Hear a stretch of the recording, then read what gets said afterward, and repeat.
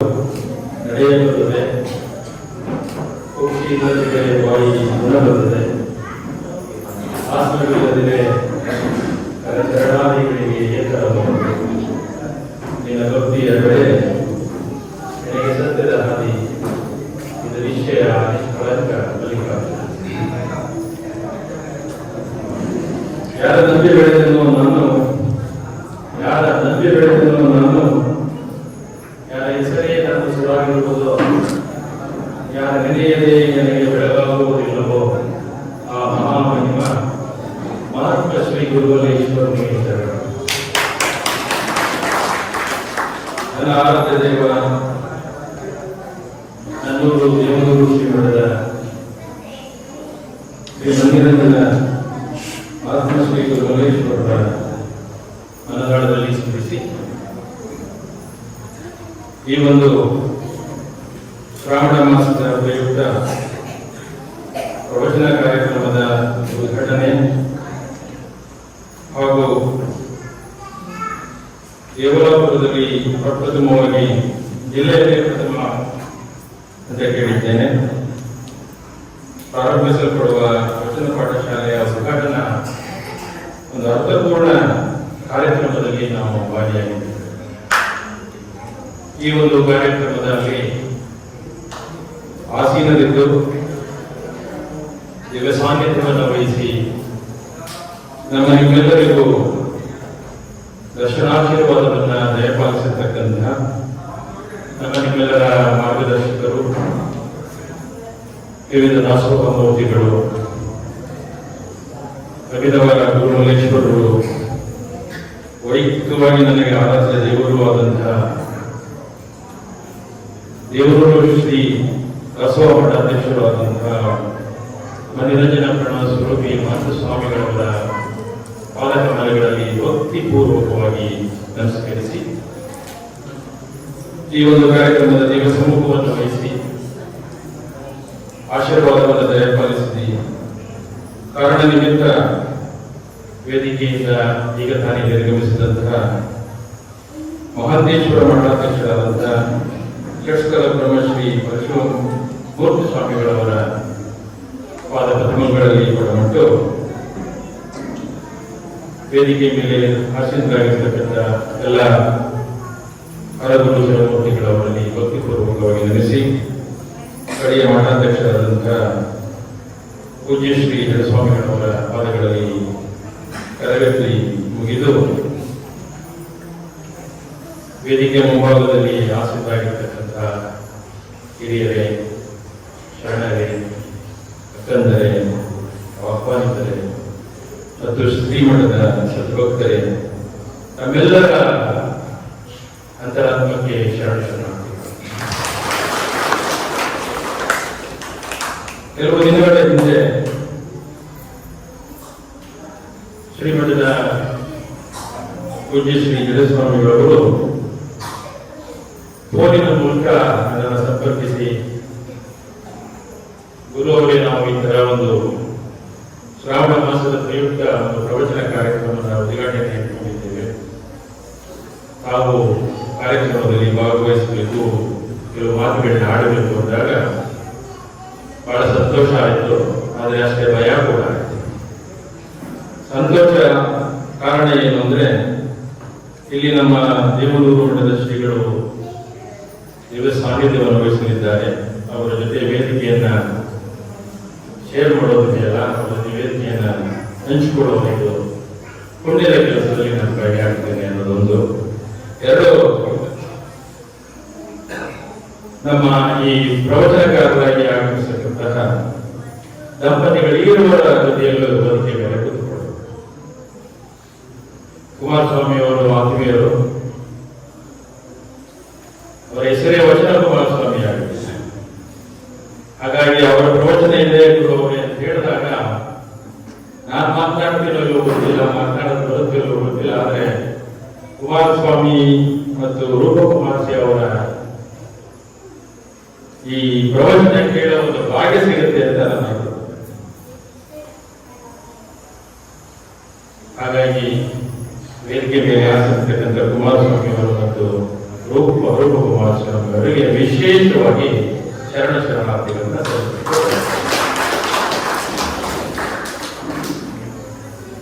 ಯಾಕಪ್ಪ ಭಯ ಆಯ್ತು, ಸಂತೋಷ ಅಂತ ಕೇಳಿದ್ರೆ ಭಯ ಯಾಕಾಯ್ತು ಅಂದ್ರೆ, ನಾನು ಹೇಳಿ ಈ ಆಧ್ಯಾತ್ಮಿಕ ಸಾಹಿತ್ಯಾತ್ಮಕವಾದ ವಿದ್ಯಾರ್ಥಿ, ವಚನ ಸಾಹಿತ್ಯ ಇರಲಿ, ಕನ್ನಡ ಸಾಹಿತ್ಯದ ವಿದ್ಯಾರ್ಥಿ ಅಂತೂ ಅಲ್ಲ, ವಿಜ್ಞಾನವನ್ನ ಬೋಧಿಸ್ತಕ್ಕಂಥ ಒಬ್ಬ ವಿಜ್ಞಾನಿ. ಬಸವಣ್ಣನ ಒಂದು ವಚನ ಇದೆಯಲ್ಲ, ಎತ್ತಣ ಮಾಮರ, ಎತ್ತಣ ಕೋಗಿಲೆ, ಎತ್ತಣಿದೆದ್ದ ಸಂಬಂಧವಯ್ಯ, ಬೆಟ್ಟದ ಮೇಲಿನ ನಲ್ಲಿಕಾಯಿ, ಸಮುದ್ರದೊಳಗಣ ಉಪ್ಪು, ಎತ್ತಣಿದೆದ್ದ ಸಂಬಂಧವೇ. ಹಾಗೆ ವಿಜ್ಞಾನ ಬೋಧನೆ ಮಾಡತಕ್ಕಂಥ ಈ ಪ್ರಾಧ್ಯಾಪಕನು ಆಧ್ಯಾತ್ಮಿಕತೆಯ ಈ ಶ್ರಾವಣ ಮಾಸ ಪ್ರಯುಕ್ತ ಪ್ರವಚನ ಕಾರ್ಯಕ್ರಮಕ್ಕೂ ಎತ್ತಣ ಸಂಬಂಧವಯ್ಯ ಅನ್ನೋದು ಬಹುಶಃ ನನಗೆ ಬಹಳ ಇಚ್ಛೆ ಆಗ್ತದೆ. ಕಾರಣ ಏನು ಅಂದ್ರೆ, ಈ ಕೋಗಿಲೆ ವಸಂತ ಮಾಸದಲ್ಲಿ ಆ ಮಾವಿನ ಮರದ ಮೇಲೆ ಕೂತು ಇಪ್ಪಾಗಿ ತನ್ನ ಗಡ್ಡದಿಂದ ಕೂಗದಾಗ ಎಷ್ಟು ನಮಗೆ ತಂಪಾಗ್ತದೋ, ಮತ್ತೆ ಎಲ್ಲೋ ಬೆಳೆದ ಬೆಟ್ಟದ ಮೇಲೆ ಇರ್ತಕ್ಕಂಥ ನಲ್ಲಿಕಾಯಿಗೆ ಸಮುದ್ರದಿಂದ ಬಂದಂತ ಉಪ್ಪನ್ನ ಅರಿದು ಬೆರೆಸಿ ತಿಂದ್ರೆ ನಾಲ್ಗೆ ಚಪ್ಪರಿಸ್ತೀವೋ ಅಷ್ಟು ರುಚಿ ಆಗ್ತದೆ. ಅವುಗಳ ಸಮಾಗಮ, ಅವುಗಳ ಒಂದು ಜೋಡಿಕೆ ಇದೆಯಲ್ಲ, ಹಾಗೆ ನಾನಾದ್ರೂ ಭಾವಿಸುತ್ತಿದ್ದೇನೆ. ಇವತ್ತಿನ ಆಧುನಿಕ ಕಾಲಘಟ್ಟದಲ್ಲಿ ವಿಜ್ಞಾನವನ್ನು ಬೋಧಿಸಿದ್ರು ಕೂಡ ಆ ವಿಜ್ಞಾನವನ್ನು ನಾವು ಹೇಗೆ ಬಳಸ್ಕೋಬೇಕು, ಯಾವ ದೃಷ್ಟಿಯಿಂದ ಬಳಸ್ಕೋಬೇಕು, ಆ ವಿಜ್ಞಾನವನ್ನು ಹೇಗೆ ಸೃಷ್ಟಿ ಮಾಡಿದ್ದೇವೆ ಅನ್ನೋದು ಮನುಷ್ಯನಿಗೆ ಅರ್ಥ ಆಗಲಿಲ್ಲ ಅಂದ್ರೆ ಬಹುಶಃ ವಿಜ್ಞಾನ ಯಾವುದಕ್ಕೂ ಪ್ರಯೋಜನ. ಆ ವಿಜ್ಞಾನವನ್ನ ತನ್ನ ಸುಜ್ಞಾನದಿಂದ ಬೆಳೆಸ್ಕೋಬೇಕು ಅನ್ನೋದಾದ್ರೆ ಅವನಿಂದ ಪ್ರವಚನಗಳಲ್ಲಿ, ಆಧ್ಯಾತ್ಮಿಕತೆಗಳಲ್ಲಿ ಏಕೀಕರಣಗೊಳ್ಳಬೇಕು ಅಂತ ನಾನು ಭಾವಿಸ್ತೇನೆ. ನಮ್ಮ ಜೀವನವನ್ನ ವಿಜ್ಞಾನ ಬೆಳೆದಂತೆಲ್ಲ ಈ ನಿಸರ್ಗದಿಂದ ದೂರ ಹೋಗ್ತಿದ್ದೀವಿ ಅನ್ನೋ ಒಂದು ಭಾವನೆ ನಮ್ಮನ್ನ ಕಾಡ್ತದೆ. ಈ ನಿಸರ್ಗದ ಜೊತೆ ಒಬ್ಬ ವಿಜ್ಞಾನಿಯಾಗಿ ಅಥವಾ ವಿಜ್ಞಾನದ ವಿದ್ಯಾರ್ಥಿಗಳು ಬೆಸಿಗೆ ಹಾಕೊಂಡು ಸಮೀಪಿಸಿಕೊಂಡು ಬದುಕನ್ನು ಕಟ್ಕೋಬೇಕು ಅನ್ನೋದಾದ್ರೆ, ನನಗೆ ಕೇಳೋದಾದ್ರೆ ಕನ್ನಡ ಸಾಹಿತ್ಯವನ್ನಷ್ಟೇ ಅಲ್ಲ, ಅದರಲ್ಲೂ ವಚನ ಸಾಹಿತ್ಯವನ್ನ ಅಧ್ಯಯನ ಮಾಡಬೇಕು ಅಂತ ನಾನು ಭಾವಿಸ್ತೇನೆ. ಯಾವುದೇ ಒಂದು ಸಾಹಿತ್ಯವನ್ನು ನೀವು ಓದಿ ನೋಡಿದ್ರೆ ಆ ಸಾಹಿತ್ಯದ ನೀತಿಕತೆಗಳು, ಆ ಸಾಹಿತ್ಯದಲ್ಲಿ ಬರ್ತಕ್ಕಂತಹ ಪ್ರಸಂಗಗಳು, ಆ ಸಾಹಿತ್ಯದಲ್ಲಿ ಬರ್ತಕ್ಕಂತಹ ಪದಗುಚ್ಛಗಳು ನಮಗೆ ಪರಿಚಯ ಆಗ್ತಾ ಆಗ್ತಾ ನಾವು ಜ್ಞಾನಿಗಳಾಗಲಿಕ್ಕೆ ಸಾಧ್ಯ. ಒಂದು ಕಥೆಯನ್ನು ಓದಬಹುದು, ಕಾದಂಬರಿಯನ್ನು ಓದಬಹುದು, ಒಂದು ಇಂಗ್ಲಿಷ್ ಲಿಟರೇಚರ್ ಓದಬಹುದು, ಕನ್ನಡ ಸಾಹಿತ್ಯವನ್ನು ಓದಿದಾಗ ನಮ್ಮ ಜ್ಞಾನ ವೃದ್ಧಿ ಆಗ್ತಾ ಹೋಗ್ತದೆ. ಬಟ್ ಆ ವೃದ್ಧಿಯಾದ ಜ್ಞಾನದಲ್ಲಿ ನಾನು ಜೀವನವನ್ನು ಕಟ್ಕೊಳ್ಳೋದು ನಿಜ. ಆ ಜೀವನ ಕಟ್ಕೊಂಡ್ರೆ ಸಾಕೆ. ಆ ಜೀವನವನ್ನ ಅನುಭವಿಸಬೇಡಿವೆ. ಜೀವನವನ್ನು ಅನುಭವಿಸೋದು ಅಂದ್ರೆ ಅದನ್ನು ನೀವು ಧನಾತ್ಮಕವಾಗೂ ಅನುಭವಿಸಬಹುದು, ಋಣಾತ್ಮಕವಾಗೂ ಅನುಭವಿಸಬಹುದು, ಮತ್ತೊಬ್ಬರಿಗೆ ಕಿರಿಕಿರಿ ಕೂಡ ಮಾಡ್ತಾ ಅನುಭವಿಸಬಹುದು. ಇವತ್ತು ನಮ್ಮ ಶಿಕ್ಷಣದ ವ್ಯವಸ್ಥೆ ಹೇಗಿರುತ್ತದೆ ಅಂದ್ರೆ, ನಿಮಗೆ ಹೇಳೋದಾದ್ರೆ ಒಂದು ಕಥೆಯ ಮೂಲಕ ನಾನು ಹೇಳ್ತೀನಿ. ನಮ್ಮ ಮಕ್ಕಳನ್ನ ನಾವು ಇವತ್ತು ಬರೀ ಅಂಕಗಳಿಗೆ ಮಾತ್ರ ಸೀಮಿತಗೊಳಿಸ್ಬಿಟ್ಟಿದ್ದೇವೆ. ಪದವಿ ಪ್ರಮಾಣ ಪತ್ರವನ್ನು ಪಡೆಯಲಿಕ್ಕಷ್ಟೇ ನಾವು ಸೀಮಿತಗೊಳಿಸಿದ್ದೇವೆ. 99% ಸಾಕು, 100 ಬೇಕು ಅನ್ನೋ ಮಟ್ಟಿಗೆ ನಾವು ಬೆಳೆದುಬಿಟ್ಟಿದ್ದೇವೆ. ಅಂಕ ಸಂಖ್ಯೆ ಇಲ್ಲ ಅಂತ ಬೈತಿದ್ದು ನಿಲ್ತು ನನಗೆ. ನಮ್ಮ ಊರಿನಲ್ಲಿ ನಾವು ಚಿಕ್ಕವರಿದ್ದಾಗ ಏನು ತಪ್ಪು ಮಾಡಿದ್ರೆ ನಿನಗೆ ಅಂಕ ಸಂಖ್ಯೆ ಇದೆ ಅಂತ ಬೈತಿರು, ದೊಡ್ಡವರಲ್ಲಿ ನೆನ್ಪಿಟ್ಕೊಂಡಿದ್ದೀವಿ. ಆದ್ರೆ ಇವತ್ತು ನಮ್ಮ ಮಕ್ಕಳಿಗೆ ಅಂಕ ಸಂಖ್ಯೆ ಬೇಕು, ನಮಗೆ ಮಾರ್ಕ್ಸ್ ಕಾರ್ಡ್ ಮೇಲೆ. ಅವರಿಗೆ ಮಾರ್ಕ್ಸ್ ಕಾರ್ಡ್ ಮೇಲೆ ಅಂಕ ಸಂಖ್ಯೆಗಳಿದೆ ವಿನ ಜೀವನದ ಅಂಕ ಸಂಖ್ಯೆಗಳು ಗೊತ್ತಿಲ್ಲ ಅಂತ ನನ್ನ ಭಾವನೆ. ಅಂತ ಒಬ್ಬ ವಿದ್ಯಾರ್ಥಿ, ಪ್ರತಿಭಾನ್ವಿತ ವಿದ್ಯಾರ್ಥಿ ಇವತ್ತು ಅಂಕ ಸಂಖ್ಯೆಗಳನ್ನ ಜೀವನದಲ್ಲಿ ಅಳವಡಿಸಬೇಕು ಅಂದ್ರೆ ಇಂಥ ಪ್ರವಚನ ಕಾರ್ಯಕ್ರಮಗಳಲ್ಲಿ ಅಲ್ಲಿ ಭಾಗಿಯಾಗಬೇಕು. ಇಬ್ಬರು ಸ್ನೇಹಿತರಿದ್ದಂತೆ, ಆ ಸ್ನೇಹಿತರು ಕಾಡೊಳಗೆ ಹೋಗ್ತಾರೆ. ಕಾಡಲ್ಲಿ ಒಂದು ಹುಲಿ ಪ್ರತ್ಯಕ್ಷ ಆಗುತ್ತದೆ. ಏನ್ ಮಾಡ್ತಾರೆ ಅವರಿಬ್ರು? ಕಾಡೊಳಗೆ ಹೋಗ್ತಾರೆ, ನಡ್ಕೊಂಡು ಸಂಜೆ ಟೈಮು ವಾಕ್ ಹೋಗೋಣ ಅಂತ ಹೋಗ್ತಾರೆ. ಒಂದು ಹುಲಿ ಎದುರಿಗೆ ಬರ್ತದೆ. ಬಂದ ತಕ್ಷಣ ನಾವು ಏನ್ ಮಾಡ್ಬೇಕು? ಓಡ್ಲಿಕ್ಕೆ ಶುರು ಮಾಡಬೇಕು. ಹುಲಿ ಎದುರಿಗೆ ಓಡುತ್ತಾರ, ಹುಲಿಯಿಂದ ಆಚೆ ಓಡುತ್ತಾರ. ಹುಲಿಯಿಂದ ಆಚೆ ಓಡ್ಲಿಕ್ಕೆ ಶುರು ಮಾಡ್ತಾರೆ. ಆವಾಗ ಅಲ್ಲಿ ಒಬ್ಬ ಏನ್ ಮಾಡ್ತಾನೆ, ಕುತ್ಕೊಂಡು ತಾನು ಮಾಡಿರ್ತಕ್ಕಂಥ ಶೂದ್ ಲೇಸ್ ಇದೆಯಲ್ಲ ಅದನ್ನ ಟೈಟ್ ಮಾಡ್ತಾ ಕೂತ್ಕೊಳ್ತಾನೆ. ಇನ್ನೊಬ್ಬ ನಗುತ್ತಾನೆ ಅವನನ್ನು ನೋಡಿ, ಅಲ್ಲಪ್ಪ ನಿನ್ನ ಶೂವನ್ನು ನೀನು ಭದ್ರಪಡಿಸ್ಕೊಂಡ್ರೆ ನೀನ್ ನಿಜ ಹುಲಿಗಿಂತ ವೇಗವಾಗಿ ಓಡ್ಲಿಕ್ಕೆ ಸಾಧ್ಯತೆ ಇದೆಯಾ? ನೀನು ಅದಕ್ಕಿಂತ ಜೋರಾಗಿ ಓಡಬಹುದು ಅಂತ ನೀನು ಶೂ ಕಟ್ಕೋತಿದ್ಯಾ? ದಯವಿಟ್ಟು ಟೈಮ್ ವೇಸ್ಟ್ ಮಾಡೋದು ಬೇಡ, ಓಡ್ಲಿಕ್ಕೆ ಶುರು ಮಾಡೋದು ಇನ್ನೊಬ್ಬ ಬೇಡ. ಆಗ ಅವನು ಶೂ ಕಟ್ಟಿರ್ತಿದ್ದಲ್ಲ, ಅವನು ಹೇಳ್ತಾನೆ, ಅಯ್ಯ ಹುಚ್ಚ, ನಾನು ಇನ್ನಷ್ಟು ಮೂರ್ಖ ಅಲ್ಲ, ನನ್ನ ಆಸಕ್ತಿ ಇರೋದು ಹುಲಿಗಿಂತ ವೇಗವಾಗಿ ಓಡೋದಲ್ಲ, ನಿನಗಿಂತ ವೇಗವಾಗಿ ಓಡೋದು. ಅರ್ಥ ಆಯ್ತು ಅನ್ಕೊಂಡಿದ್ದೀನಿ. ನನ್ನ ಉದ್ದೇಶ ಆ ಹುಲಿಗಿಂತ ಜೋರಾಗಿ ಓಡಬೇಕು ಅಂತಲ್ಲ, ನನ್ನ ಉದ್ದೇಶ ಇರೋದು ನಿನಗಿಂತ ನಾನು ಜೋರಾಗಿ ಓಡಬೇಕು, ನಿನಗಿಂತ ನಾನು ಮುಂದೆ ಓಡೋದ್ರೆ ಇನ್ ಕೇಸ್ ಏನಾದ್ರೂ ಹುಲಿ ಹಿಡ್ಕೊಳ್ಳೋದೇ ಆದ್ರೆ ನಿನ್ನ ಹಿಡ್ಕೊಳ್ಳಿ, ನಾನು ಇದು ಇವತ್ತಿನ ಜನರ ಶಿಕ್ಷಣದ ಗುಣಮಟ್ಟ ಮತ್ತೆ ಬುದ್ಧಿವಂತಿಕೆ. ಇವತ್ತು ನಾವೇನ್ ಮಾಡ್ತಿದ್ದೀವಿ ಅಂದ್ರೆ, ಯಾರೇನಾದ್ರು ಹಾಕೊಳ್ಳಿ, ನಾನು ಅಷ್ಟೇ ಬದುಕಬೇಕು.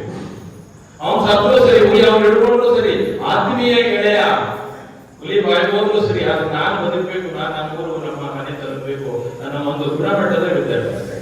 ಬಹುಶಃ ಅಂತ ಮಕ್ಕಳಿಗೆ ನಾವು ಸಂಜೆ ಟೈಮ್ನಲ್ಲಿ ಈ ವಚನ ಪಾಠಶಾಲೆಯಲ್ಲಿ ನೀತಿ ಕಥೆಗಳನ್ನ ಹೇಳಿ, ಹಿಂದೆ ಆದಂತ ಮಹಾಭಾರತದ ಕಥೆಗಳನ್ನು, ರಾಮಾಯಣದ ಕಥೆಗಳನ್ನು ಅಥವಾ ಶರಣ ಸಂತತಿ ಆ ಕಥೆಗಳನ್ನ ಹೇಳಿದ್ರೆ ಬಹುಶಃ ಅದೇ ಒಬ್ಬರೇ ಹೇಳ್ಬೋದು. ನಾವು ನೋಡಿ, ಇಬ್ಬರಿದ್ದೀವಿ, ಏನಾದ್ರೂ ಮಾಡಿ ಹುಲಿಯನ್ನ ಫೇಸ್ ಮಾಡೋಣ. ನಾನು ಓಡೋದು ಬೇಡ, ನೀನು ಓಡೋದು ಬೇಡ, ಇಬ್ರು ಧೈರ್ಯವಾಗಿ ನಿಲ್ಲೋಣ. ನೀನೊಂದು ಕಡೆ ನಿಲ್ಲು, ನಾನೊಂದು ಕಡೆ ನಿಲ್ತೀನಿ. ಹುಲಿ ನನ್ನ ಕಡೆ ಬಂದ್ರೆ ನೀನ್ ಕೂಗು, ನಿನ್ ಕಡೆ ಬಂದ್ರೆ ನಾನು ಕೂಗ್ತೀನಿ. ಹುಲಿ ಗಾಬರಿಯಾಗಿ ಮಧ್ಯೆ ಓಡೋಗುತ್ತೆ ಅನ್ನೋ ಒಂದು ಭಾವನೆಯನ್ನು ನಾವು ತರಲಿಕ್ಕೆ ಸಾಧ್ಯ ಆಗ್ತದ?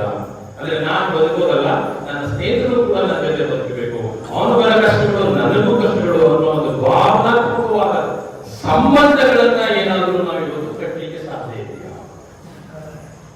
ಇದನ್ನ ನಾನು ಪ್ರಿನ್ಸಿಪಲ್ ಆಫ್ ಇನ್ಕ್ಲೂಷನ್ ಅಂತ ಕರೀತೀನಿ. ಒಳಗೊಳ್ಳುವಿಕೆ, ಹೊರಗೊಳ್ಳುವಿಕೆ ಅಲ್ಲ. ಇವತ್ತು ಒಂದು ಅವಿಭಕ್ತ ಕುಟುಂಬ ಅಂದ್ರೆ ಹೇಗಾಗ್ಬಿಟ್ಟಿದ್ದೀವಿ ಅಂದ್ರೆ, ಗಂಡ ಹೆಂಡತಿ ಇಬ್ರು ಒಟ್ಟಿಗೆ ವಾಸ ಇದ್ರೆ ಅವಿಭಕ್ತ ಕುಟುಂಬ. ಅವಿಭಕ್ತ ಕುಟುಂಬ ಅಂದ್ರೆ ಹಿಂದೆ ಕೇಳಿದ್ರಲ್ಲ, ತಾತ, ಅಜ್ಜಿ, ಚಿಕ್ಕಪ್ಪ, ದೊಡ್ಡಪ್ಪ, ದೊಡ್ಡಮ್ಮ ಎಲ್ಲರೂ ಸೇರಿ ಮನೆಯಲ್ಲಿ ಒಂದು 50 ಜನ ಇದ್ರೆ ಅದು ಅವಿಭಕ್ತ ಕುಟುಂಬ ಇರ್ತಿತ್ತು. ಇದು ಇವತ್ತು ಗಂಡ ಹೆಂಡತಿ ಇದ್ರೆ ಈಗ ಇವರಿಬ್ಬರು ನೋಡಿದ್ರೆ ಎಲ್ಲ ಒಟ್ಟೊಟ್ಟಿಗೆ ಹೋಗ್ತಲ್ಲ, ಅವಿಭಕ್ತ ಕುಟುಂಬ. ಆ ಪರಿಸ್ಥಿತಿ ಬಂದ್ಬಿಟ್ಟಿದೀವಿ ನಾವು. ಸಂಬಂಧಗಳು ಹಾಳಾಗ್ತಾ ಇದೆ. ಯಾಕೆಂದ್ರೆ ಬುದ್ಧಿವಂತಿಕೆ ಜಾಸ್ತಿ ಆಗ್ತದೆ, ವಿಜ್ಞಾನ ಬೆಳೀತಾ ಇದೆ. ವಿಜ್ಞಾನ ಬೆಳೆದಂತೆಲ್ಲ ಇದೆ ಸೌಕರ್ಯ 100. ವಿಜ್ಞಾನ ಬೆಳೆದಂತೆಲ್ಲ ಇದೆ ಸೌಕರ್ಯ 100. ಜಗತ್ತು ಬಹಳ ಸುಂದರವಾಗಿ ಕಾಣ್ತಾ ಇದೆ. ಮೈಸೂರು ನಗರಕ್ಕೆ ಬಂದುಬಿಟ್ರೆ ನೀವು ಅದ್ಭುತವಾಗಿ ಕಾಣ್ತಿದೆ. ಅರಮನೆ ಪ್ಯಾಲೇಸ್ ಮುಂದೆ ನಿಂತ್ಕೊಂಡು ನೋಡಿದ್ರೆ ನಿಮಗೆ ಏನಪ್ಪ ಎಷ್ಟು ಸೌಂದರ್ಯ ಇದೆ. ಅದು ಭಾನುವಾರ ಇಲ್ಯುಮಿನೇಷನ್ ಕೊಟ್ರೆ ದಸರಾ ಟೈಮ್ ಬಂತಲ್ಲ, ಮೈಸೂರು ಬಹಳ ಸುಂದರವಾಗಿ ಕಾಣ್ತದೆ. ಚಾಮುಂಡಿ ಬೆಟ್ಟದಲ್ಲಿ ನಿಂತ್ಕೊಂಡ್ರೆ ಬಹಳ ಅದ್ಭುತವಾಗಿ ಕಾಣ್ತದೆ. ಪ್ರತಿಯೊಂದು ಜಂಕ್ಷನ್ ಕೂಡ ಸುಂದರವಾಗಿ ಕಾಣ್ತದೆ. ಎಂತೆಂತ ವೆಹಿಕಲ್ ಇವೆ. ಆದ್ರೆ ಅದನ್ನ ಅನುಭವಿಸ್ತಕ್ಕಂಥ, ಆನಂದ ಪಡ್ತಕ್ಕಂಥ ಒಳ ಮನಸ್ಸಿದೆಯಲ್ಲ, ಅದು ಸೌಂದರ್ಯವಿಲ್ಲ. ನಮ್ಮಲ್ಲಿ ಎರಡಿದೆ, ಒಂದು ಹೊರ ಸೌಂದರ್ಯ, ಇನ್ನೊಂದು ಒಳ ಸೌಂದರ್ಯ. ಈ ವಿಜ್ಞಾನ ಹೊರ ಸೌಂದರ್ಯವನ್ನ ಹೆಚ್ಚಿಸಿದ್ರೆ, ನನ್ನ ಪ್ರಕಾರವಾಗಿ ನಿಮ್ಮ ಈ ಶ್ರಾವಣ ಮಾಸದ ಕಾರ್ಯಕ್ರಮ ವಚನ ಸಾಹಿತ್ಯದ ಅಧ್ಯಯನ ಒಳ ಸೌಂದರ್ಯವನ್ನು ವೃದ್ಧಿಸ್ತದೆ. ಒಳ ಸೌಂದರ್ಯವನ್ನು ವೃದ್ಧಿಸ್ಕೊಡದೆ ನಾವು ಬರೀ ಹೊರ ಸೌಂದರ್ಯವನ್ನು ವೃದ್ಧಿಸ್ಕೊಳ್ಳೋದ್ರೆ ಪ್ರಯೋಜನ ಇಲ್ಲ. ಅದನ್ನು ಆನಂದಿಸಬೇಕು. ಈ ಸಾಹಿತ್ಯವನ್ನು ನಾವು ಯಾವುದೇ ಭಾಷೆ ಸಾಹಿತ್ಯವನ್ನು ನಾವು ಓದಿದ್ರೆ, ನಮ್ಮ ಜೀವನ ಕಟ್ಟಲಿಕ್ಕೆ ಒಂದು ಜ್ಞಾನವನ್ನು ಕೊಟ್ರೆ, ಈ ವಚನ ಸಾಹಿತ್ಯವನ್ನ ಅದರಲ್ಲೂ ಅಧ್ಯಯನ ಮಾಡಿದ್ರೆ ಆ ಜೀವನವನ್ನ ಅನುಭವಿಸುವುದರ ಜೊತೆಗೆ ಆನಂದಿಸುವಂತಹ ಒಂದು ಸುಜ್ಞಾನವನ್ನ ಕೊಡುತ್ತದೆ ಅಂತ ನಾನು ಸದ್ಭಕ್ತರೇ, ಸ್ನೇಹಿತರೆ, ನಾವು ಭಾರತ ರಾಷ್ಟ್ರದ ಧಾರ್ಮಿಕ ಇತಿಹಾಸವನ್ನ ಅವಲೋಕಿಸಿ ನೋಡಿದಾಗ, ನಮ್ಮ ರಾಷ್ಟ್ರದ ಆಧ್ಯಾತ್ಮಿಕ ಮತ್ತು ಧಾರ್ಮಿಕ ಇತಿಹಾಸವನ್ನು ಅವಲೋಕಿಸಿ ನೋಡಿದಾಗ ನಮಗೆ ತಿಳಿಯುತ್ತದೆ, ಇಂತಹ ಶ್ರೀಮಠಗಳು ತಮ್ಮದೇ ಆದ ವೈಶಿಷ್ಟ್ಯ ಮತ್ತು ಸೇವೆಗಳಲ್ಲಿ ಛಾಪು ಮೂಡಿಸಿದೆ. ಕೆಲವು ವಿರುದ್ಧ ಮಠಗಳಾಗಿರ್ಬೋದು, ಪಟ್ಟದ ಮಠಗಳಾಗಿರ್ಬೋದು, ಜಗದ್ಗುರುಗಳ ಪೀಠಗಳಾಗಿರ್ಬೋದು, ವಿಶ್ವದ ದಾಸೋಹ ಮಠಗಳಾಗಿರ್ಬೋದು, ಈ ಎಲ್ಲ ಮಠಗಳು ಬೇರೆ ಬೇರೆ ರೀತಿಯ ಗೌರವಾದಗಳಿಗೆ ಒಳಗೊಂಡರೂ ಕೂಡ ಎಲ್ಲರ ಭಾವನೆ, ಎಲ್ಲರ ಸೇವೆ ಒಂದೇ. ಈ ಸಮ ಸಮಾಜದಲ್ಲಿ ಕಟ್ಟಕಡೆಯ ಮನುಷ್ಯ ಸಮೃದ್ಧಿಯಾಗಿ ಶ್ರೀಮಂತಿಕೆಯಿಂದ ಬದುಕಬೇಕು ಅಂತ. ಹಾಗಾಗಿ ನಮ್ಮ ಈ 12ನೇ ವಿದ್ಯಾಭ್ಯಾಸ, ಕಾಯಕದಿಂದ ಜೀವನ, ಕಾಯಕದಿಂದ ದುಡಿಮೆ, ದಾಸೋಹದಿಂದ ಜೀವನ ಅನ್ನೋ ಪರಿಕಲ್ಪನೆ ಇದೆಯಲ್ಲ. 12ನೇ ಶತಮಾನದ ಸಂತ ಬಸವಣ್ಣ ಏನು ಅದನ್ನು ಹೋಗಬಾರದು.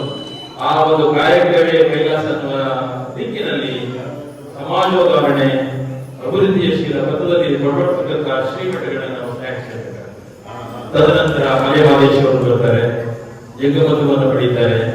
ಎಲ್ಲೋ ಹೋಗಿ ಶ್ರೀಶೈಲದಲ್ಲೆಲ್ಲೋ ಹುಟ್ಟಿದಂತವರು ಮಲೆಮಹದೇಶ್ವರ ಗುಡ್ಡಗಾಡ ಪ್ರದೇಶಗಳಲ್ಲಿ ಹೋಗಿ ಅಲ್ಲಿ ಜಾತಿ ಧರ್ಮ ಯಾವುದನ್ನು ಲೆಕ್ಕಿಸದೆ ಪ್ರತಿಯೊಬ್ಬರಲ್ಲೂ ಇರತಕ್ಕಂಥ ರಾಕ್ಷಸೀಯ ಪ್ರವೃತ್ತಿಯ ಮಟ್ಟ ಹಾಕಿ ಅವರಿಗೆ ಅರಿವು ಮೂಡಿಸಿ ಆ ಅರಿವಿನಿಂದ ಅವರನ್ನ ಶಿಕ್ಷಣವಂತನಾಗಿ ಮಾಡಿ ಇವತ್ತು ಮಲೆಮಹದೇಶ್ವರರು ದೇವಮಾನವರಾಗಿ ನೆಲೆನಿಂತಿದ್ದಾರೆ. ತದನಂತರ 19ನೇ ಶತಮಾನದಲ್ಲಿ ಬಂದಂತಹ ಶಿವಮೊಗ್ಗದಿಂದ ಬಂದು ಮೈಸೂರಲ್ಲಿ ವಿದ್ಯಾಭ್ಯಾಸ ಪಟ್ಟು ನಮ್ಮೂರು ದೇವೂರು ಎಂಬುದು ನೆಲೆನಿಂತಹ ಮಹಾತ್ಮ ಶ್ರೀ ಗುರುಮಲ್ಲೇಶ್ವರ ಇವತ್ತು ಯಾವುದೇ ಸಂತನ ಮಹಾತ್ಮ ಅಂತ ಕರೆದಿದ್ದೆ, ಆದರೆ ಇತಿಹಾಸದಲ್ಲಿ ಅದು ಗುರುಮಲ್ಲೇಶ್ವರ ಒಬ್ಬರು ಮಾತ್ರ. ಮಧ್ಯಾಹ್ನ ಮಹಾತ್ಮ ಮಲೆಮಹದೇಶ್ವರನಲ್ಲ, ಮಹಾತ್ಮ ಗುರುಮಲ್ಲೇಶ್ವರರು ಅಂತ ಕರೀತೀವಿ. ಜನಮಾನಸದಲ್ಲಿ ನೆಲೆ ನಿಂತ ಹೃದಯದಲ್ಲಿ ನಿಂತ ಒಬ್ಬ ದೇವಮಾನವ ಇದ್ದ ನಮ್ಮೊಡನೆ ಇಲ್ಲಿ ಈ ಒಂದು ಪ್ರಾಂತದಲ್ಲಿ ಅಂತೆ ಭಿಕ್ಷದ ಪರಿಕಲ್ಪನೆಯನ್ನ ಮಾಡುವಂತ ವ್ಯಕ್ತಿ ಪೂಜ್ಯ ಗುರುಮಲ್ಲೇಶ್ವರರು. ಅವರನ್ನು ಮಹಾತ್ಮ ಗುರುಮಲ್ಲೇಶ್ವರರು ಅಂತಲೇ ನಾವು ಸಂಬೋಧಿಸ್ತೇವೆ. ಸೊ ಅಂತ ಗುರುಮಲ್ಲೇಶ್ವರರು ನೆಲೆ ನಿಂತ ನಾಡು. ಹಾಗೆ ಅವರು ಹೋದ ಕಡೆ ಎಲ್ಲ ಸಣ್ಣ ಸಣ್ಣದಾಗಿ ಭಿಕ್ಷದ ಮಠಗಳನ್ನ ಸ್ಥಾಪಿಸ್ತಾರೆ. ಕಾರಣ ಏನಂದ್ರೆ ಉಳ್ಳವನಿಂದ ಪಡಿ, ಇಲ್ಲದವನಿಗೆ ಕೊಡು, ಸಮ ಮಾಡು. ಯಾರ ಹತ್ರ ಹೆಚ್ಚಿಗೆ ಇದೆ, ಬೆಟ್ಟ ಇದೆ, ಕೆಳಗೆ ಜಮೀನಿದೆ, ಬೆಟ್ಟದ ಮೇಲೆ ಮಳೆ ಬಿದ್ದರೆ ನಿಲ್ಲಲ್ಲ, ಅದು ಹೊರ್ಕೊಂಡ್ ಬರುತ್ತೆ, ನನ್ನ ಜಮೀನಿನ ಹೊಕ್ಕು ಹೋಗುತ್ತಲ್ಲ. ಹಾಗೆ ನಿನ್ನೂರಲ್ಲಿ 10 ಜನರ ಹತ್ರ ಜಾತಿ ಶ್ರೀಮಂತಿಕೆ ಇದ್ದರೆ ಅವರು ಕಾಯಕ ಮಾಡಿ ದುಡಿದಿದ್ದಲ್ಲಿ ಅದನ್ನ ಪಡೆ. ಗುರುಮಲ್ಲೇಶ್ವರರಿಗೆ ಮೈಸೂರು ಮಹಾರಾಜರು ವಜ್ರ ವೈಡೂರ್ಯಗಳನ್ನ ಕೊಡ್ತಾರೆ. ಅವ್ರೇನ್ ಹೇಳ್ತಾರೆ, ಇದ್ಯಾವುದು ನನಗೆ ಬೇಡ, ಇದು ಸಲ್ಲದು. ಯಾಕೆಂದ್ರೆ ಇದ್ಯಾವುದು ನೀನ್ ದುಡಿದದ್ದಲ್ಲ. ನೀನೇನಾದ್ರೂ ದುಡಿದಿದ್ರೆ ಒಂದು 4 ಕಾಣೆ ಕೂಡ, ಆ 4 ಕಾಣೆ ನನಗೆ ದೇವರಿಗೆ ಅರ್ಪಿತ ಅಂದಾಗ ಆ ಮಹಾರಾಜರು ಎಲ್ಲೋ ಒಂದು ಕಡೆ ಸೇವೆ ಸಲ್ಲಿಸಿ, ಒಬ್ಬರನ್ನ ಶಾಪಲ್ಲಿ ಸೇವೆ ಸಲ್ಲಿಸಿ ದೇವರು ಹೋಗ್ಬಿಟ್ಟಿರ್ತಾರೆ. ಅಲ್ಲಿ ಬಂದು ಅವರಿಗೆ ಕಾಣಿಕೆ ರೂಪದಲ್ಲಿ ನಾನು ಅರ್ಪಿಸ್ತಾರೆ.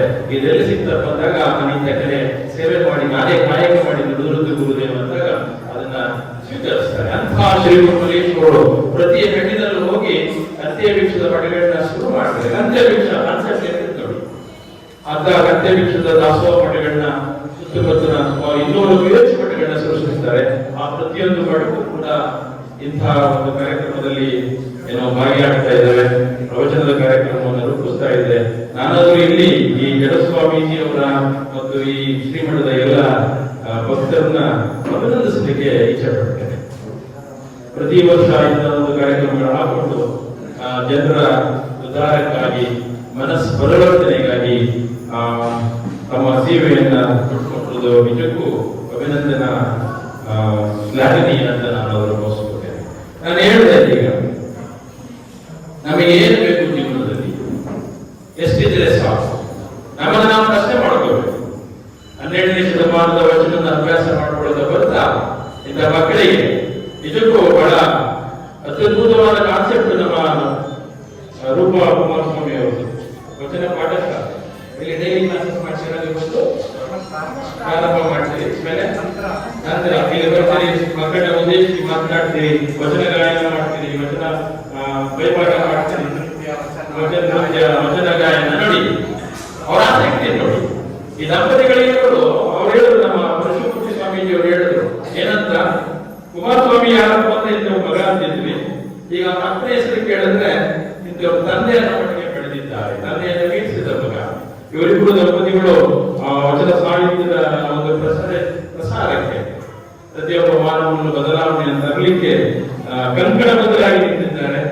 ನನ್ನ ವೈಯಕ್ತಿಕವಾಗಿ ನಿಮಗೆ ಅಭಿನಂದನೆಯನ್ನು ಹೇಳ್ತೇನೆ. ಅವ್ರು ನಿಮ್ಮೂರಿಗೆ ಬಂದಿದ್ದಾರೆ, ನೀವೇ ಅದೃಷ್ಟವಂತರು. ಸಾಮಾನ್ಯವಾಗಿ ಕಲಿಯಬೇಕು ಅಂದ್ರೆ ಗುರುಗಳು ಹುಡ್ಕೊಂಡು ಹೋಗ್ಬೇಕಲ್ವಾ, ಆದ್ರೆ ಗುರುಗಳೇ ನಿಮ್ಮ ಮನೆ ಹತ್ರ ಬರ್ತಿದ್ದಾರೆ. ನನ್ನ ಹತ್ರ ಒಂದು ನಿರೀಕ್ಷೆ ಏನು ಅಂದ್ರೆ, ನೀವು ನೃತ್ಯ ರೂಪಕವಾಗಿ ಕಥೆಗಳ ಮೂಲಕ ವಚನ ಸಾಹಿತ್ಯವನ್ನು ಹೇಳ್ಕೊಡೋದ್ರ ಜೊತೆಗೆ ಆ ಮಕ್ಕಳು ವಚನವನ್ನ ವಚನ ಅಂತ ಕಲಿಯಬಾರ್ದು, ಮಾತೃಭಾಷೆ ಅಂತ ಕಲಿಯಬೇಕು. ಕನ್ನಡವನ್ನ ಒಂದು ಹುಟ್ಟಿದ ಮಗು ಕೆಲವೇ ವರ್ಷಗಳಲ್ಲಿ ಹೇಗೆ ಪಿಕಪ್ ಮಾಡಿಕೊಡುತ್ತದೆ, ಅದು ನನ್ನ ಮಾತೃಭಾಷೆ ಅನ್ನೋ ರೀತಿ ಈ ವಚನ ಸಾಹಿತ್ಯ ನನ್ನ ಮಾತೃ ಸಾಹಿತ್ಯ ಅನ್ನೋ ಮಟ್ಟಿಗೆ ಅದು ಪಿಕಪ್ ಮಾಡ್ಕೋಬೇಕು. ಮತ್ತೆ ಇದನ್ನ ಯಾಕೆ ಕಲಿಬೇಕು ಅಂತ ಪ್ರಶ್ನೆ ಬರ್ತದೆ. ನಾನು ಅಂದ್ಕೊಂಡಿದ್ದೆ ವಿಜ್ಞಾನದ ವಿದ್ಯಾರ್ಥಿ ಆದರೂ ಕೂಡ ಸಮಯ ಸಿಕ್ಕಲ್ಲಿ ಅಥವಾ ತಿಂಗಳಿಗೆ ಒಮ್ಮೆ ಆದರೂ ಕೆಲವು ಗಂಟೆಗಳು ನನ್ನ ವಚನ ಸಾಹಿತ್ಯದ ಪುಸ್ತಕಗಳನ್ನ ಅರ್ಥ ಆಗದರೂ ಕೂಡ ನಾವೇನು ಕುಮಾರಸ್ವಾಮಿ ಅವರ ಬುದ್ಧಿವಂತರಲ್ಲ ಪದಗುಚ್ಛಗಳಲ್ಲಿ ಕನ್ನಡ ಪದಗಳಲ್ಲಿ ಅದನ್ನ ಸಾಧ್ಯ ಆದಲ್ಲಿ ಹುಡುಗರನ್ನ ತಿರುಗಿಸ್ತೇ ಏನಾದ್ರು ಅರ್ಥ ಮಾಡ್ಕೊಳ್ಳಿಕ್ಕೆ ಸಾಧ್ಯ ಅಂತ ನೋಡ್ತೀನಿ. ಆವಾಗ ಕೆಲವು ವಚನಗಳು ಬಾಯಿಪಾಠ ಆಗ್ತದೆ. ಆವಾಗ ನಾನು ಗಮನಿಸ್ತೇನು ಅಂದ್ರೆ ವಚನವನ್ನ ವಚನ ಅಂತ ಓದುವ ಗಿಡ ಮರ ಬಳ್ಳಿ ಧಾನ್ಯಗಳ ಬೆಳೆಸೆಲ್ಲವ ತರಿದು ಪ್ರಾಣವ ಕೊಂದುಂಟು ಶರೀರವ ಬರೆಯುವ ದೋಷಕ್ಕೆ ವಿಧಿಯಯ್ಯ ಅಂತ ಕೇಳ್ತಾರೆ. ವಿಧಿ ಯಾವುದಯ್ಯ ಹಾಗೆ ಬರೀತಾ ಹೇಳ್ತಾನೆ. ಬಹುಶಃ ಕೊನೆಯ ಸಾಲುಗಳಲ್ಲಿ ನಮ್ಮ ಕೂಡಲ ಸಂಗನ ಶರಣರು ಪ್ರಸಾದವ ಲಿಂಗಕ್ಕೆ ಅರ್ಪಿಸಿ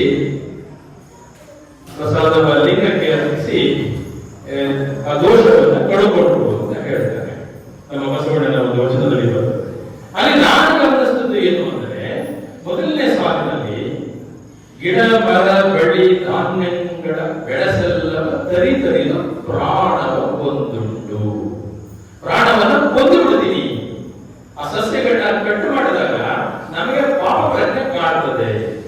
ಆ ಪಾಪ ಪ್ರಜ್ಞೆಯಿಂದ ನಾವು ಹೊರಬರಲಿಕ್ಕೆ ನಾವೇನ್ ಮಾಡಬೇಕು ಅಂದ್ರೆ ಅದು ಬೇಯಿಸದ ತಗೊಂಡೋಗಿ ನಾವು ಪ್ರಸಾದ ಅಂತ ಇಟ್ಟು ದೇವರಿಗೆ ಅರ್ಪಿಸು.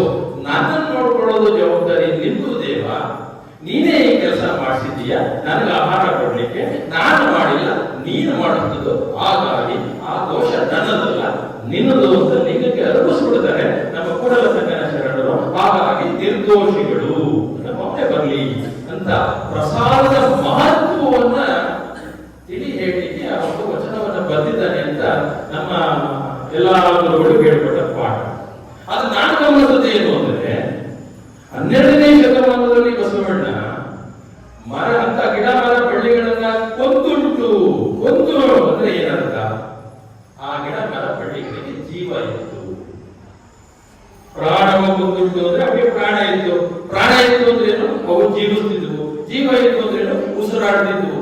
ನೋಡಿ, 12ನೇ ಶತಮಾನದ ಸಂತ ಬಸವಣ್ಣನಿಗೆ ಸಸ್ಯಗಳು ಉಸಿರಾಡುತ್ತಿವೆ ಅಂತ ಗೊತ್ತಿತ್ತು. ಆದ್ರೆ ಇವತ್ತು ನಮ್ಮ ವಿಜ್ಞಾನದ ವಿದ್ಯಾರ್ಥಿಗಳನ್ನ ಕೇಳಿದ್ರೆ ಸಸ್ಯಗಳು ಕೂಡ ಜೀವಿಸ್ತವೆ, ಅವು ಉಸಿರಾಡುತ್ತವೆ ಅಂತ ಯಾರಪ್ಪ ಕಂಡಿಡದ ವಿಜ್ಞಾನಿ ಅಂದ್ರೆ 18ನೇ ಶತಮಾನದ ಜಗದೀಶ್ ಚಂದ್ರಬೋಸ್ ಅಂತ ಹೇಳ್ತಾರೆ. ಅರ್ಥ ಆಯ್ತು ಅನ್ಕೊಂಡಿದ್ದೀನಿ.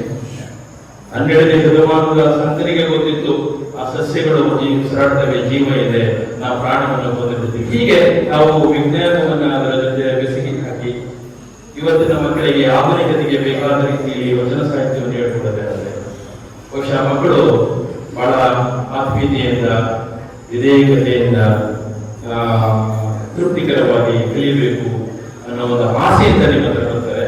ವಚನ ಸಾಹಿತ್ಯ ನಾನು ಅಧ್ಯಯನ ಮಾಡಬೇಕು ಅಂತ ಹೇಳ್ತಾರೆ. ಹಾಗೆ ಕನಕದಾಸನ ಒಂದು ಕಥೆ ಕೇಳಿರ್ಬೋದು ನೀವು. ಒಬ್ಬ ಟೀಚರ್ ಪಾಠ ಮಾಡ್ತಾರೆ. ಹೇಳಿದ್ರೆ ಕನಕದಾಸನ ಕಥೆ ಏನು ಹೇಳಿ? ಮತ್ತೆ ಗೊತ್ತಿಲ್ಲ. ಒಬ್ಬ ಟೀಚರ್ ಪಾಠ ಮಾಡ್ತಾರೆ. ಯಾತ್ರ ಬಗ್ಗೆ ಪಾಠ ಮಾಡ್ತಾರೆ ಅಂದ್ರೆ ದೇವರು ಏನು ಪಾಠದ ಹೆಸರು? ದೇವರು. ದೇವರು ಎಲ್ಲಾ ಕಡೆ ಇದ್ದಾನೆ. ಗುರುಮಲೇಶ್ ಎಲ್ಲಿದ್ದಾನೆ ಅಂತಂದ್ರೆ ಎಲ್ಲರಲ್ಲೂ ಇದ್ದಾನೆ. ನಮ್ಮಲ್ಲೂ ಇದ್ದಾನೆ, ನಿಮ್ಮಲ್ಲೂ ಇದ್ದಾನೆ, ಎಲ್ಲಾ ಕಡೆ ಇದ್ದಾನೆ. ಉತ್ತರ ಹೇಳಿದ್ರೆ ಎಲ್ಲಿದ್ದಾನೆ ಅಂತ ಹೇಳಿದಾಗ ಕಂಬದಲ್ಲಿ ಇದ್ದಾನೆ, ಕಂಬ ಹೊಡಿದ್ದಾನೆ, ಬರಲ್ವಲ್ಲಿ. ಹಾಗೆ ಎಲ್ಲಾ ಕಡೆ ಇದ್ದಾನೆ. ಅವನಿಂದ ಜಾಗನೇ ಇಲ್ಲ, ಅವನ್ ಬಿಟ್ಟು ನಾನೇನು ಮಾಡಕ್ಕಾಗಲ್ಲ ಅಂತ ಗುರುಗಳು ಮಕ್ಕಳಿಗೆ ತಿಳಿ ಹೇಳ್ತಾರೆ. ತಿಳಿ ಹೇಳಿದ ನಂತರ ಕ್ಲಾಸ್ ಮುಗಿತು. ಸಂಜೆ ಹೋಗ್ಬೇಕಾದ್ರೆ ಎಲ್ರಿಗೂ ಒಂದೊಂದು ಬಾಳೆ ಕೊಟ್ಟು ಕಳಿಸ್ತಾರೆ. ಕೊಡ್ಬೇಕಾದ್ರೆ ನೀವು ಈ ಬಾಳೆಯನ್ನ ಯಾರೂ ಕಾಣದ ಹಾಗೆ ತಿಂದು ಬರಬೇಕು. ಹೇಗೆ ತಿನ್ಬೇಕು? ಯಾರೂ ನೋಡಬಾರದು.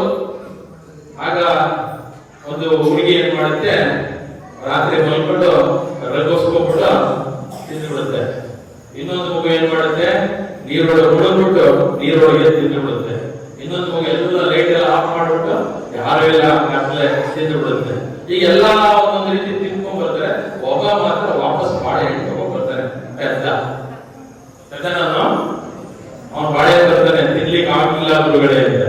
ತಿನ್ಲಿಲ್ಲ? ನೆನ್ನೆ ತಾನೇ ಹೇಳ್ಕೊಟ್ರಿ ನೀವು, ಎಲ್ಲಾ ಕಡೆ ದೇವರಿದ್ದಾನೆ, ದೇವರು ಯಾವಾಗಲೂ ನಮ್ಮನ್ನ ನೋಡ್ತಿರ್ತಾನೆ ಅಂದಾಗ ನಾನು ತಿನ್ಲಿಕ್ಕೆ ಟ್ರೈ ಮಾಡಿದೆ, ರಘೋಸ್ಕೊಂಡು ಟ್ರೈ ಮಾಡಿದೆ, ಆ ರಘೊಳಗೆ ದೇವರಿದ್ದಾನೆ ಅನ್ನಿಸ್ತು. ಕತ್ತಲೆ ಮಾಡ್ಕೊಂಡು ತಿನ್ಲಿಕ್ಕೆ ನೋಡಿದೆ, ಆ ಕತ್ತಲೆಯಲ್ಲೂ ಕೂಡ ದೇವರಿದ್ದಾನೆ ಅನ್ನಿಸ್ತು. ನಾನು ಎಲ್ಲೋ ಕಾಡು ಹೋಗಿ ತಿನ್ಲಿಕ್ಕೆ ನೋಡಿದೆ, ಆ ಕಾಡಲ್ಲೂ ಕೂಡ ದೇವರಿದ್ದಾನೆ, ನನ್ನನ್ನೇ ನೋಡ್ತಾ ಇದ್ದಾನೆ ಅನ್ನಿಸ್ತು. ನಾನು ಎಷ್ಟೇ ಪ್ರಯತ್ನ ಪಟ್ಟರು ಆಗ್ಲಿಲ್ಲ ಗುರುಗಳೇ, ದಯವಿಟ್ಟು ಕ್ಷಮಿಸಿ, ನನ್ನನ್ನು ಯಾವಾಗಲೂ ದೇವರು ನೋಡ್ತಾನೆ ಇದ್ದಾನೆ ಅಂತ ಭಾವನೆ ಬಂತು. ನಿಮ್ಮ ಪಾಠದಲ್ಲಿ ಅರ್ಥ ಮಾಡ್ಕೊಂಡಿದ್ದೆ, ತಿನ್ಲಿಕ್ಕಾಗಲಿಲ್ಲ ಅಂತ ಹೇಳ್ತಾನೆ. ಅವನೇ ಕನಕದಾಸ. ಭಕ್ತ ಮಹಾಶಯ, ದೇವರಿದ್ದಾನೋ ಇಲ್ಲವೋ ಗೊತ್ತಿಲ್ಲ, ನಂಬಿಕೆ ಅಷ್ಟೇ ನಮಗಿದೆ. ಗುರುಮಲ್ಲೇಶ ಇದ್ದಾನೆ, ಬದುಕಿದ್ದ ದೇವಮಾನವ, ಅದಂತೂ ನಿಜ. ನಮ್ಮ ತಾತ ಮುತ್ತಾತ ಹೇಳಿದ್ದು ಅವ್ರು ನೋಡಿದ್ರು. ಆದ್ರೆ ಇವತ್ತು ಗುರುಮಲ್ಲೇಶ ನಮ್ಮೆಲ್ಲರೂ ಇದ್ದಾನೆ ಅಂತ ಹೇಳಿದೆ. ಹೇಗಿದ್ದಾನೆ ನಾನಂತೂ ನೋಡಿಲ್ಲ, ಅನುಭವಿಸಿರ್ಬೋದಿಲ್ಲ. ನೀವು ನೋಡಿದ್ರೆ ದಯವಿಟ್ಟು ತೋರಿಸ್ಬಿಡಿ, ದೇವರು ನೋಡಿದ್ರೆ ದಯವಿಟ್ಟು ತೋರಿಸ್ಬಿಡಿ. ಅದನ್ನ ದೇವರಿಲ್ಲ ಅಂತ ಹೇಳಲ್ಲ, ನಂಬಿಕೆ ಇದೆ. ಆದ್ರೆ ದೇವರು ನೋಡ್ತಾನೋ ಇರೋ ಗೊತ್ತಿಲ್ಲ. ಇವತ್ತಿನ ಆಧುನಿಕ ಕಾಲದಲ್ಲಿ ಸಿಸಿ ಕ್ಯಾಮೆರಾಗಳು ಎಲ್ಲಾ ಕಡೆ ಏನ್ ನೋಡ್ತಾ ಇದ್ದೀವಿ ನಿಮ್ಮನ್ನ? ಸಿಸಿ ಕ್ಯಾಮೆರಾಗಳು. ಟ್ರಾಫಿಕ್ ಜಂಕ್ಷನ್ ನೋಡ್ತಿರ್ತೇವೆ, ಮಾಲ್ಗಳಲ್ಲಿ ನೋಡ್ತಿರ್ತೇವೆ, ಕಾಲೇಜ್ಗಳಲ್ಲಿ ನೋಡ್ತಿರ್ತೇವೆ, ಎಲ್ಲಾ ಕಡೆ ಸಿಸಿ ಕ್ಯಾಮೆರಾಗಳನ್ನ ಹಾಕಿ ನಿಮ್ಮನ್ನ ಗಮನಿಸ್ತಾ ಇದೆ. ಎಲ್ಲ ಎಷ್ಟೋ ಕೇಸ್ಗಳಿಗೆ ಒಂದು ಸಿಸಿ ಕ್ಯಾಮೆರಾದ ಮೂಲಕ ಸಾಲ್ವ್ ಆಗ್ತಾ ಇದೆ. ಹಾಗಾಗಿ ಅವತ್ತಿನ ಕಾಲಘಟ್ಟದ ಕಥೆಗಳನ್ನ ನೀವು ಬರೀ ಕಥೆಗಳ ತರ ಹೇಳಬಹುದು. ನನ್ನ ಕೋರಿಕೆ ಏನಪ್ಪ ಅಂದ್ರೆ, ಇವತ್ತಿನ ಆಧುನಿಕ ಕಾಲದಲ್ಲಿ ಆ ಕಥೆಗಳು ಹೇಗೆ ರಿಯಲೈಸೇಷನ್ ಆಗಿದೆ, ಹೇಗೆ ಇವತ್ತು ಸಾಧ್ಯ ಆಗಿದೆ, ಔಟ್ ಇಮ್ಯಾಜಿನೇಷನ್ ಇವತ್ತು ಸಾಧ್ಯತೆ ಆಗಿದೆ ಅಲ್ಲ, ಅದರಲ್ಲಿ ಹೇಗಿದೆ ಆಧುನಿಕ ಕಾಲಘಟ್ಟದಲ್ಲಿ ಈ ಕಥೆಗಳು ಎಷ್ಟು ಬೇಕು ನಮಗೆ. ದಯವಿಟ್ಟು ವಿಚಾರವಂತರಾದರೆ ಸಾಕು. ಬರೀ ವಿಚಾರ ತಿಳ್ಕೊಂಡ್ರೆ ಏನೂ ಇಲ್ಲ, ಆಚಾರವಂತರಾಗಬೇಕು. ಆ ಆಚಾರವಂತಿಕೆ ಇದ್ರೆ ಮಾತ್ರ ನಾವು ಮನುಷ್ಯತ್ವದಿಂದ ಮಾನವೀಯ ಮೌಲ್ಯಗಳನ್ನ ರೂಢಿಸಿಕೊಂಡು ಬದುಕಲಿಕ್ಕೆ ಸಾಧ್ಯ. ಈ ದಿಕ್ಕಿನಲ್ಲಿ ನಾನವರು ಅನ್ಕೊಳ್ತೇನೆ.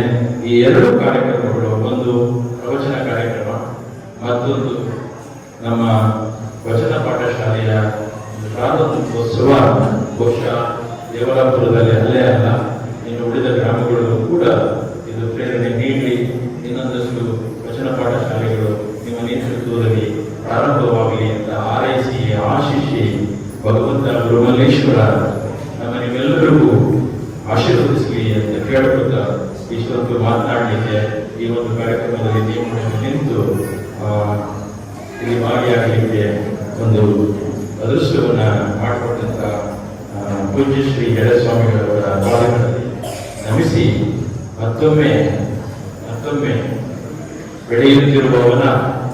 ಬೆಳೆಯುತ್ತಿರುವವನ ಪಸರಿಸುತ್ತಿರುವ ಬೆಂಕಿ ಅಂತೆ ಮಾಡಲೇಬೇಕು ಕಡಲಂಚಿನಲ್ಲಿ. ಗಾಳಿಗೆಲ್ಲಿ ಅನ್ನುವಂತೆ, ಗಾಳಿಗೆಲ್ಲಿದೆ ಅಂತೆ, ಅದೆಲ್ಲ ಕಡೆ ಹೋಗ್ತಾ ಇದೆಯಲ್ಲ, ಏರ್ ಮಾಲಿಕ್ಯೂಲ್. ಗಾಳಿಗೆಲ್ಲಿ ಅನ್ನುವಂತೆ ಅದು ವಿಶ್ವವ್ಯಾಪಿ. ನಿನ್ನ ಹೆಸರೇ ವಿಶ್ವ. ಆತ್ಮಶ್ರೀ ಗುರುಮಲ್ಲೇಶ್ವರ ಅವರಿಗೆ ಮತ್ತೊಮ್ಮೆ ನಮಿಸಿ